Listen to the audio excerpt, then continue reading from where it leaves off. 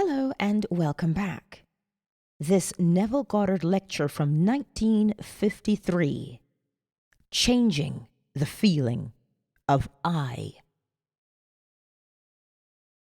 For the benefit of those who were not present last Sunday, just let me give you a quick summary of the thought expressed here.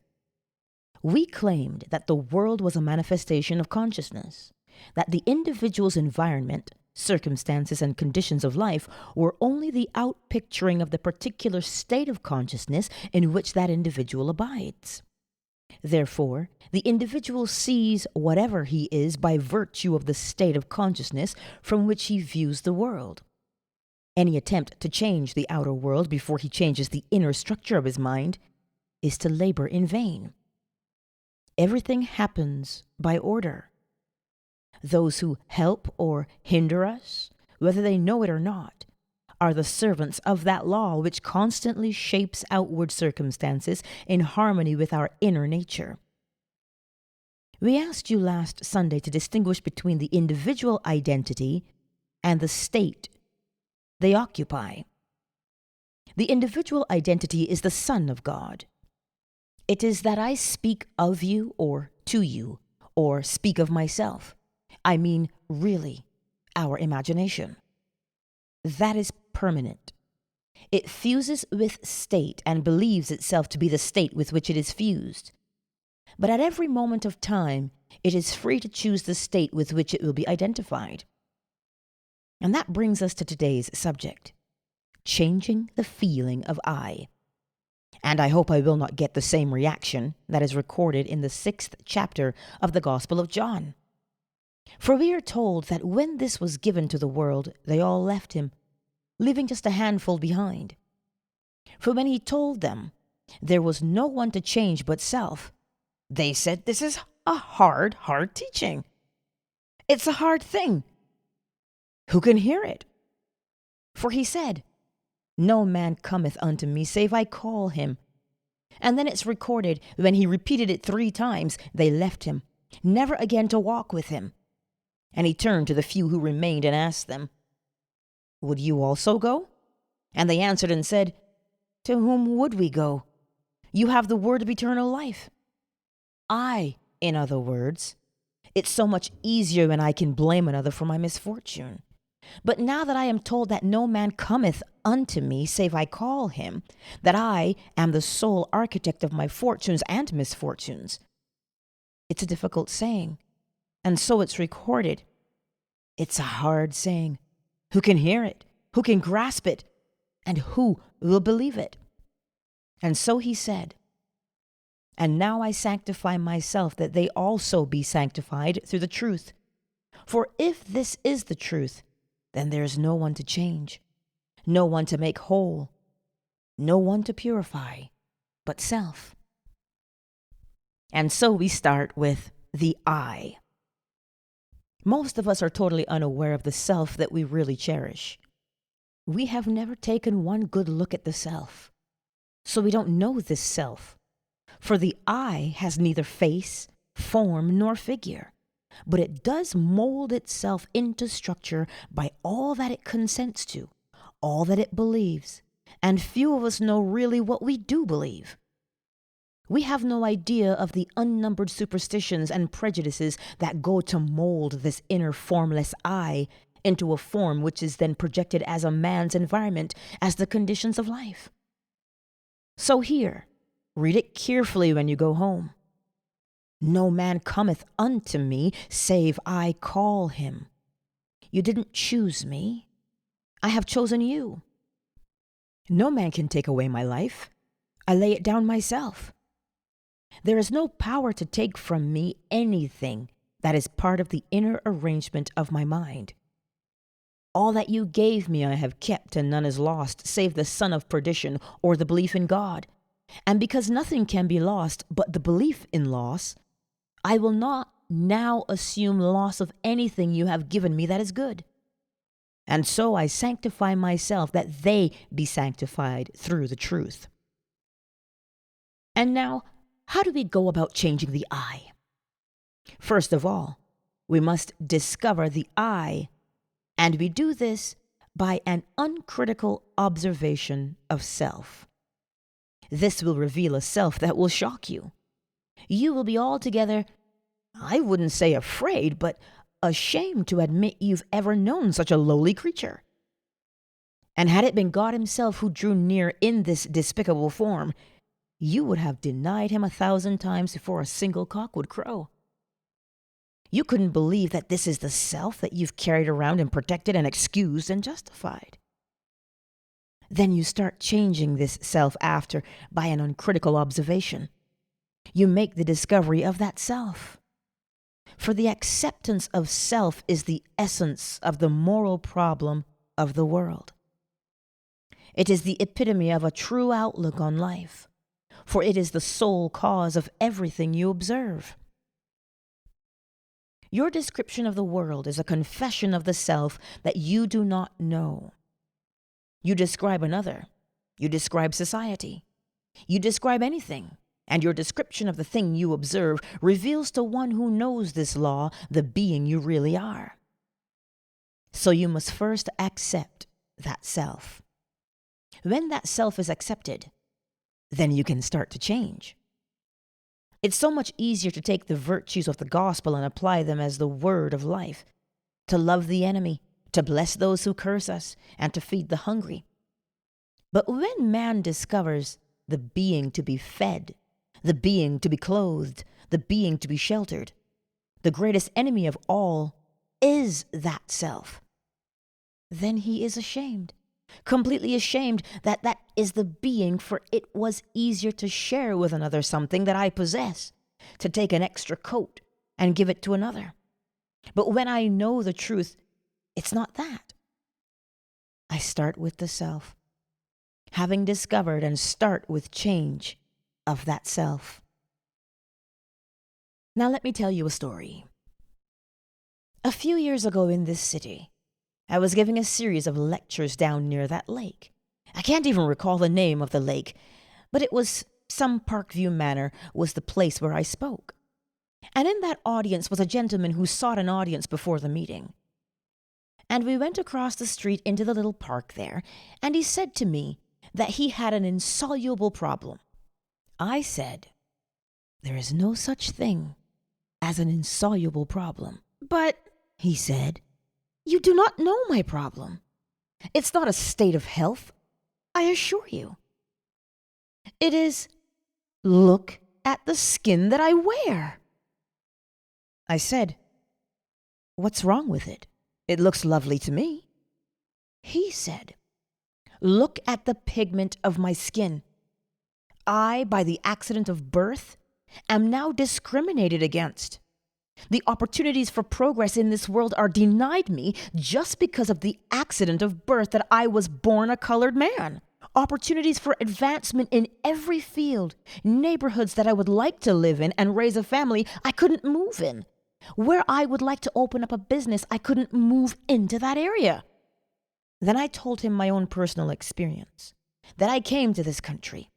Well, I didn't have that problem, but I was a foreigner in the midst of all Americans. I didn't find it difficult. Yet, as he reminded me, "But that's not my problem, Neville. Others have come here speaking with an accent, but they haven't my skin, and I was born an American." Then I told him an experience of mine in New York City. If I were called upon to name a man that I would consider my teacher, I would name Abdullah. I studied with that gentleman for 5 years. He had the same color skin, the same pigment as this gentleman. He would never allow anyone to refer to him as a colored man.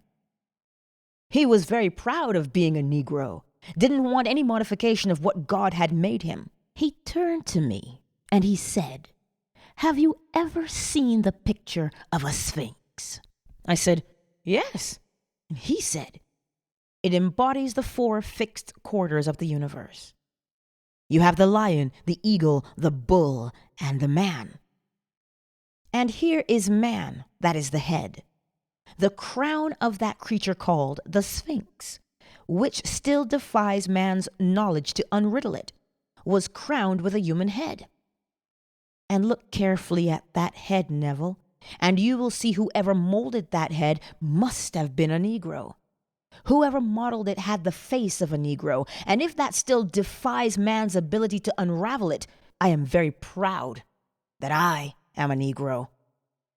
I have seen scientists, doctors, lawyers, bankers from every walk of life seek an audience with old Abdullah, and everyone who came thought themselves honored to be admitted to his home and to receive an interview.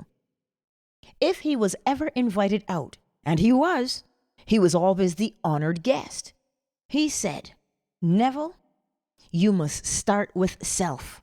Find self. Don't be ashamed ever of being who you are. Discover it and start the changing of that self."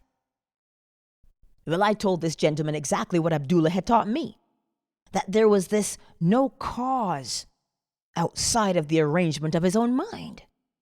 If he was discriminated against, it was not because of the pigment of his skin, though he showed me signs as large as all outdoors denying him access to a certain area.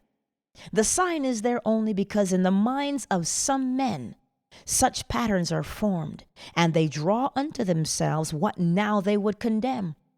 That there is no power outside the mind of man to do anything to man, and he, by the arrangement of his own mind, by consenting to these restrictions in his cradle and being conditioned slowly through his youth, waking into manhood, believing himself set upon, would have to be set upon. But no man cometh unto me save I call him. So then someone comes to condemn or to praise. They couldn't come unless I call them.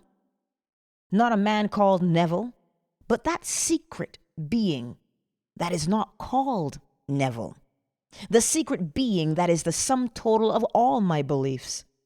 All of the things that I consent to, that form a pattern of structure. That secret being draws unto itself things in harmony with itself.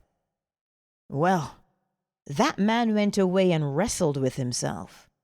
He couldn't believe everything I told him. Not that night. But last Sunday morning in the lobby, he came forward and we renewed the friendship. He took me next door to show me the fruit of his teaching. He said, "Neville, it took me almost 3 years to really overcome that fixed idea that I, by the accident of birth, would be a secondary citizen, but I overcame it. Now here's my office on Wilshire Boulevard. I picked this one not because it was the only one offered. 4 equally wonderful spots were offered me. I took this one because it had greater telephone facilities, but the others were equally good. Now here is my office. Now you couldn't judge my income from this office, lovely as it is. Everything is nice about it. But Neville, this year I will net $250,000. Well, in America, that is still a fabulous sum of money. It would be staggering in any other part of the world, but even in fabulous America, a man to net $250,000 is really up in the very highest of brackets. And that was the man that a few years ago told me the whole vast world was against him by reason of the accident of birth. He knows now he is what he is by virtue of the state of consciousness with which he is identified. And the choice is his to go back to the restrictions of his childhood when he believed the story, or to continue in the freedom that he has found. So you and I can be anything in this world we desire to be if we will clearly define our aim in life and constantly occupy that aim. It must be habitual. The concept we hold of self that is noble must not be put on just for a moment and taken off when we leave this church. We feel free here. We feel that we have something in common. That's why we are here. But are we going to wear the noble concept we now hold of self when we go through the door and enter that bus? Or are we going to return to the restrictions that were ours prior to coming here? The choice is ours. And the hardest lesson to learn is that there is no one in this world that can be drawn into your world unless you, and you alone, call him. So do not do what they did thousands of years ago, for that is the beginning of the secession of the great truth. So we are told they turned away from it, never again to walk with it, and the few who remained didn't like it either. But where would they go if this is the word of eternal truth? Not that it's true for this day and age, but if this is the law of being, and in all the dimensions of my being it holds good, if this is eternally true, then let me learn the lesson now, though I wrestle with myself as he did for 3 years. So the changing of the feeling of I is a selective thing, because unnumbered states are infinite states, but the I is not the state. The I believes itself to be the state when it enters and fuses with it. So he was presented with a state, and without the faculty of discrimination in his youth, he fused with the state and believed these restrictions were true. And it took him 3 years to disentangle the I from these fixed ideas with which he had lived for so many years. Now you may take only a moment, or you too may take your 3 years. I can't tell you how long it's going to take you, but I'll tell you this much. It can be measured by the feeling of naturalness. You can wear a feeling until it's natural. The moment the feeling becomes natural, it will begin to bear fruit within your world. So I told this story at a small gathering here in the city, and not very many asked questions about it, but 3 people asked, "But he must have had money before. He must have known the right people. He must in some way have had some substance to start it, because how can you go out to loan $100 million and call that a real fact of being, that you have that to loan, and tell me you didn't have someone who had it, or you yourself didn't have it?" I did not ask the gentleman about the individual facts of the case. I went into the office. I saw it. I didn't look at his books. He volunteered this information and gave me the figure of $250,000 net for the year. I have not checked or in any way verified this statement. I believe it implicitly. But I will not go along with those who believe that unless you have certain things to start with, you can't apply this law. You can start now from scratch and choose the being you want it to be. You aren't going to change the pigment of your skin, but you will find your accent, or the pigment of your skin, or your so-called racial background will not be a hindrance. For if a man is ever hindered, it can only be the state of consciousness in which he abides that hinders him. Man is freed or constrained by reason of the state of mind in which he persists. If you persist in it, well, then I will say, persist in it. But I warn you, no one cares. And that is an awful blow when a man discovers that no one but himself really cares. So we find ourselves weeping with ourselves in the hope of getting others to weep with us. And what an awful shock when the day arrives we discover that no one really ever cared. They will give us some little listening ear for a moment, just as they were passing by, but they really didn't care. When we make that discovery, we shake ourselves out of it and boldly appropriate the gift our Father gave us before that the world was. So let me show you the gift. You've read your Lord's Prayer, possibly daily, but you read it as a prayer from a translation of a translation which does not reveal the sense of the evangelist. The real translation you will find in Farrar Fenton's work, where in the original it is written in the imperative passive mood, which is like a standing order, a thing to be done absolutely and continuously. so that you can look now upon your universe as one vast interknit machinery where all things happen. There isn't a thing to become. All things are taking place. So it is written in this manner: Thy will must be being done. Thy kingdom must be being restored. It is the only way you could express it if you would express the imperative passive mood. But from the Latin from which our translation was made, there is no first aorist of the imperative passive mood. So we have it in the way we have it, but it does not reveal the intent of the mysteries. If you will see all things are now, you don't become.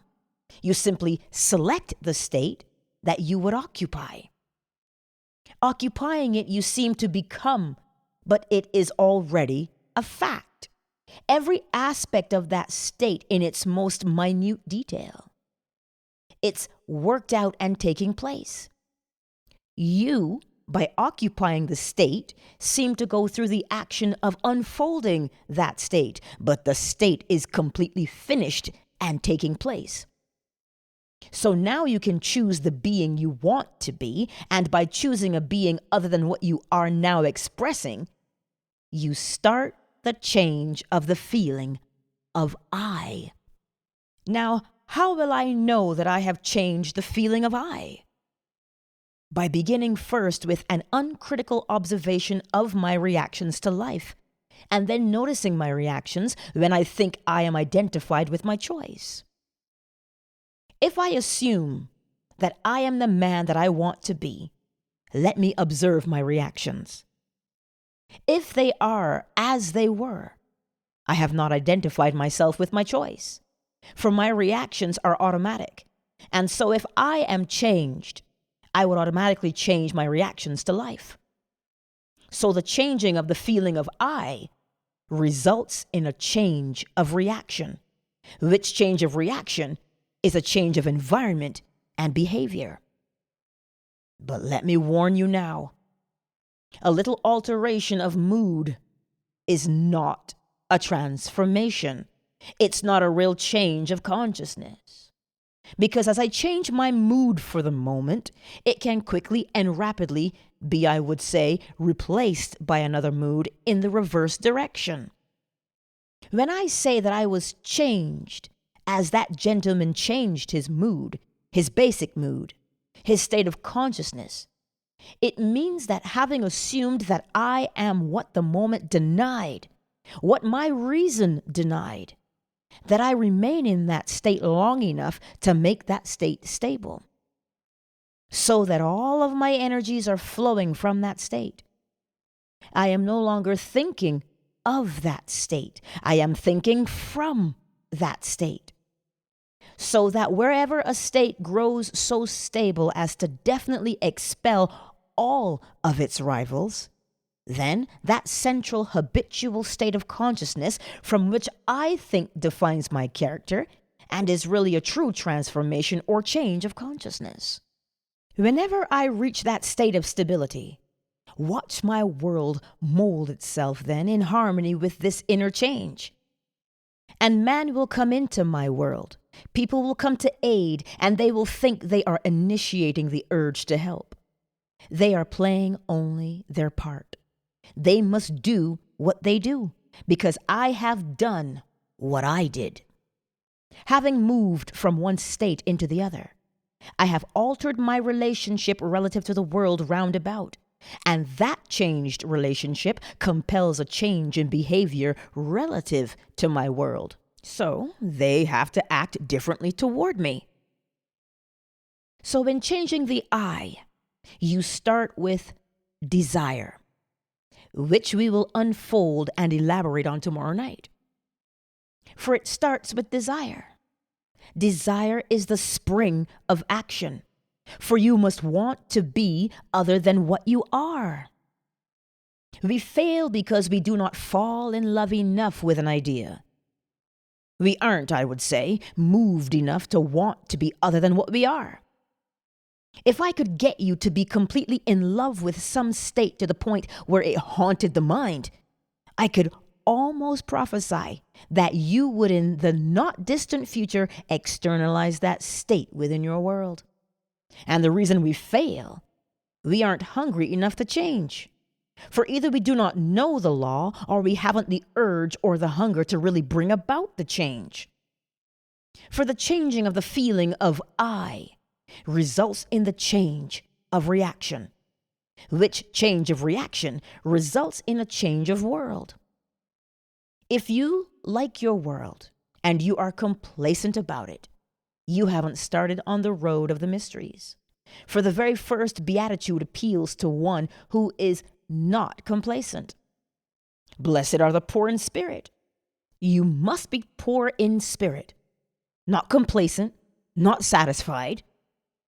The man who thinks that by reason of birth, the religion that he inherited at birth is good enough for me, that he is not dissatisfied, he is not, I would say, moved.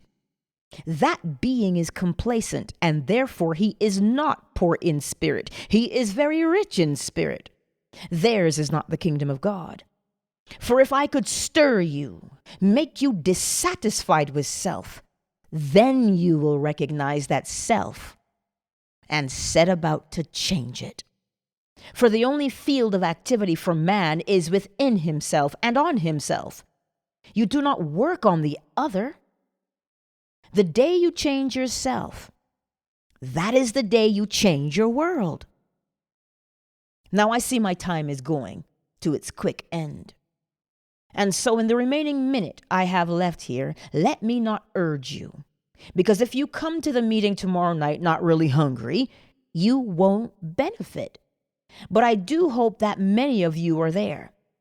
Even if you are stirred to the point of trying to, I would say, disprove what I told you, I would accept that challenge. For in the attempt to disprove it, I know if you were sincere in your attempt, you would prove it. So I hope many of you will come and take this feast with us. We are here in the city at the Ebel for 15 nights, Monday through Friday, as Mr. Smith told you, for 3 consecutive weeks.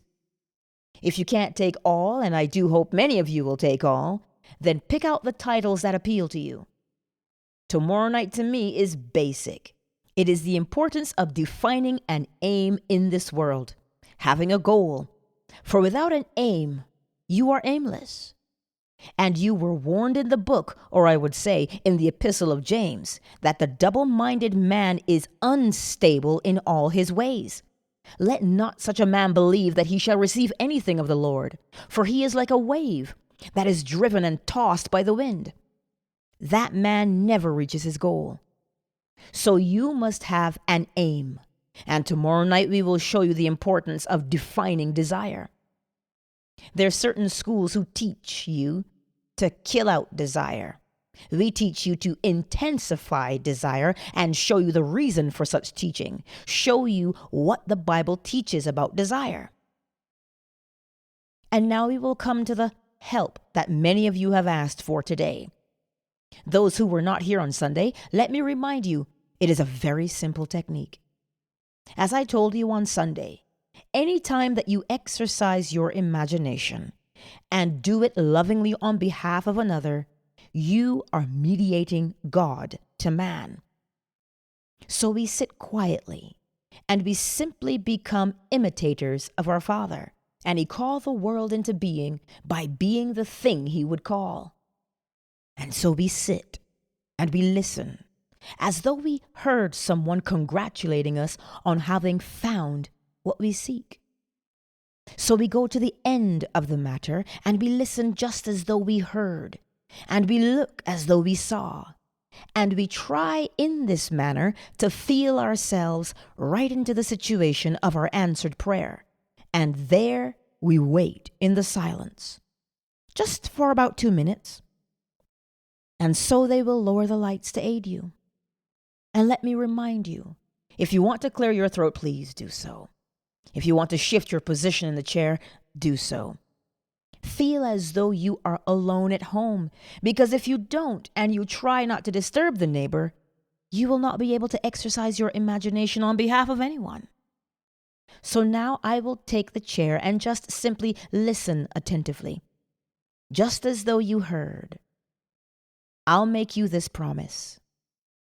The day you are very still in mind and really become attentive, you will hear as coming from without what really you are whispering from within yourself. Now let us go into the silence.